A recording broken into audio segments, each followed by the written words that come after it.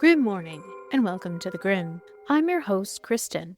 On today's episode, we'll be opening the gate and entering Chestnut Hill Cemetery, located in Exeter, Rhode Island. So grab your favorite mug, cozy up, and let's take a dig into history. After last week's episode, Sans Hauntings, I figured you listeners needed a graveyard ghost or two, or maybe something a little bit more grim. Located in a small town on the east coast in Rhode Island, lies one of the most haunted cemeteries in the state. Yet tales of ghosts are not the only encounters on these hallowed grounds. Situated next to the Chestnut Hill Baptist Church on Victory Highway in Rhode Island, sits an idyllic cemetery that doesn't portray its grimmer tales from the past of the vampire's grasp, and the rituals committed to its residents long ago. The officially named Exeter Cemetery started in 1838 and holds about 1,000 souls laid to rest. But in the 1800s, the townspeople felt the souls didn't stay laid to rest, preying on the living. In New England prior to the 1800s, there was around 20 documented instances of vampires being exhumed before the American Revolution. But in the village of Exeter, Rhode Island, there was about to become another case. The church first began in 1838, and the church's history of its cemetery isn't documented well beyond the burial of the souls within its grounds. But one can fairly assume the church's history and cemetery go hand in hand. The congregation is home to the oldest Baptist faith in Exeter, seeing a rapid expansion in membership in the early years, but then saw scandal. In 1839, a controversy regarding the moral character of the pastor at the time, Elder Gershom Palmer, resulted in his expulsion.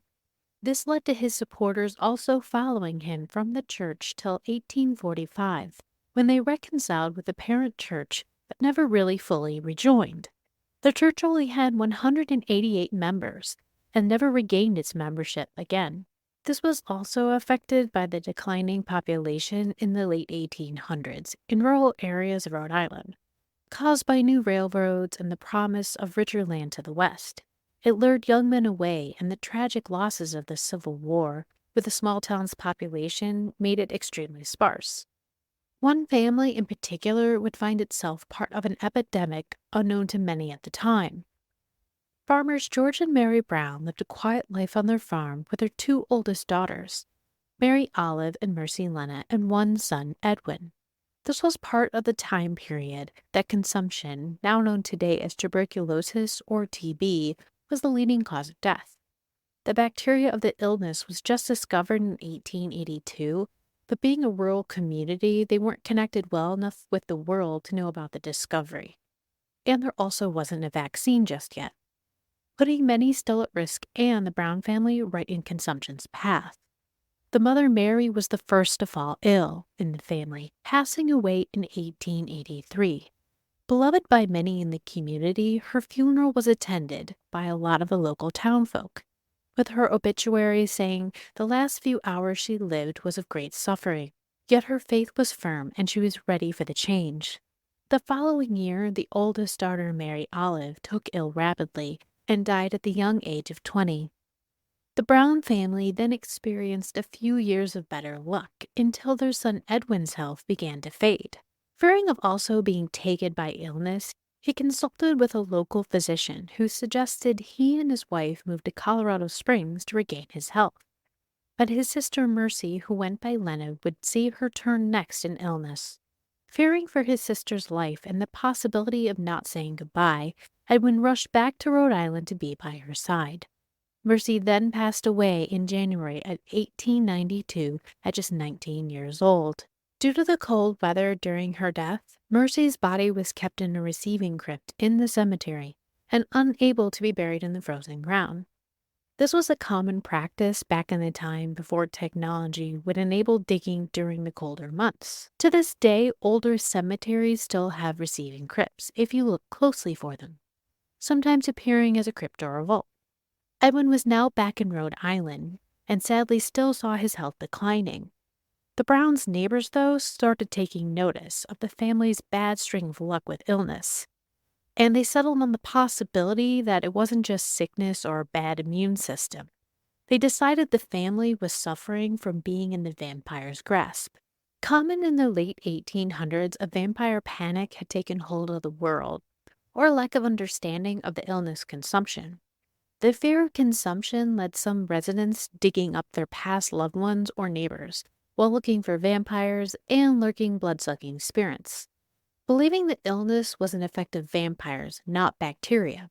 And to warn listeners, this gets very grim and a little gruesome coming up.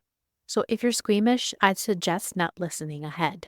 In a neighboring town in 1872, a William Rose of Sautertown, Rhode Island, whose son was sick with consumption, believed in the old folklore that the consumptive dead draw nourishment from the living. Consumption had symptoms of a fever, hacking, bloody cough, and a visible wasting away of the body. Reading one 18th century description, the emaciated figure strikes one with terror, the forehead covered with drops of sweat, the cheeks painted with a livid chrism, the eyes sunk, the breath offensive, quick, laborious, and cough so incessant as to scarce allow the wretched sufferer time to tell his complaints.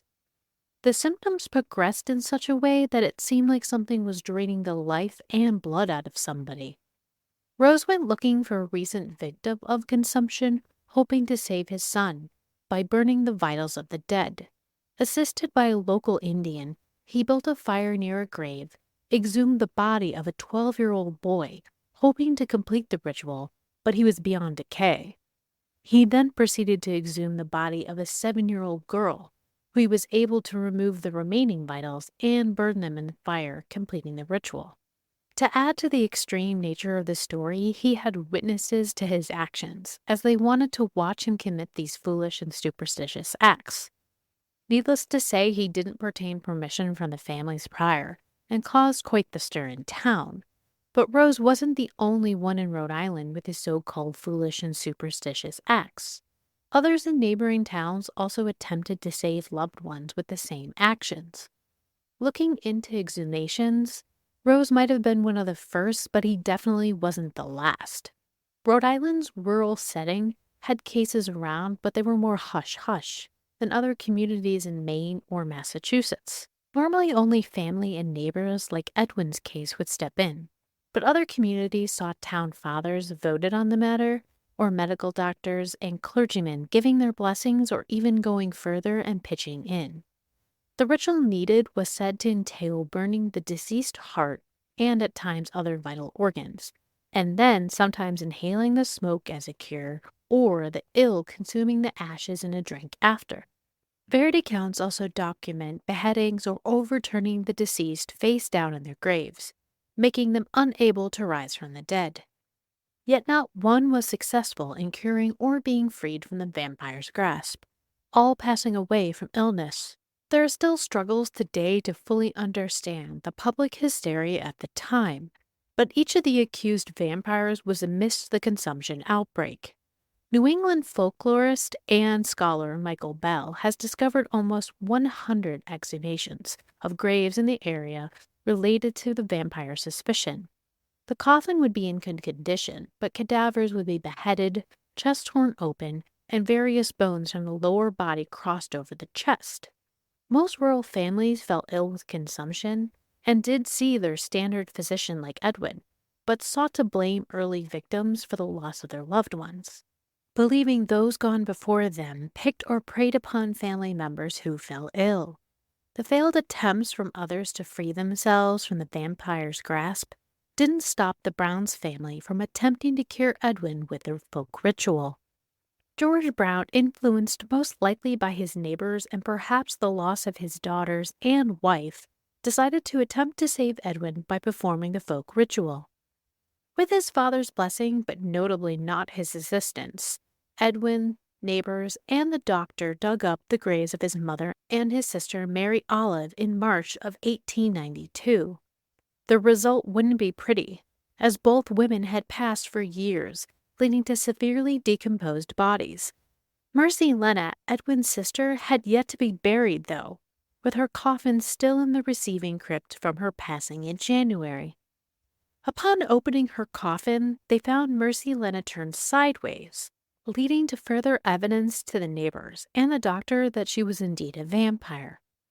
And listeners, I absolutely agree that it was ridiculous that no one thought she might have been turned or tossed from being carried or possibly buried alive, which was common and an accident that happened to people back in the day. The doctor then removed Mercy Lena's heart and liver for the ritual leaking blood, another superstition leading to believe she was a vampire. The problem was Mercy died in January and was placed in a freezing cold crypt, most likely preserving her body, leading to these suspicious pieces of so-called evidence to townfolk that she was a vampire and not just a set of circumstances set up by her passing in winter.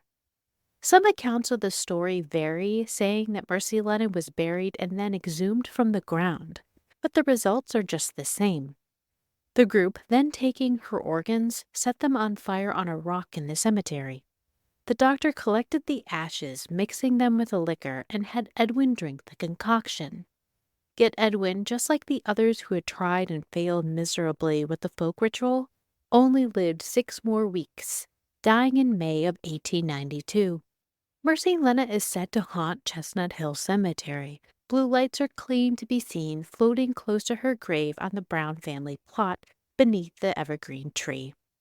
The tale of Mercy Lena became famous in vampire tales over the years, leading to her headstone anchored to the ground to prevent it from being stolen, and noticed by authors Bram Stoker and H.P. Lovecraft.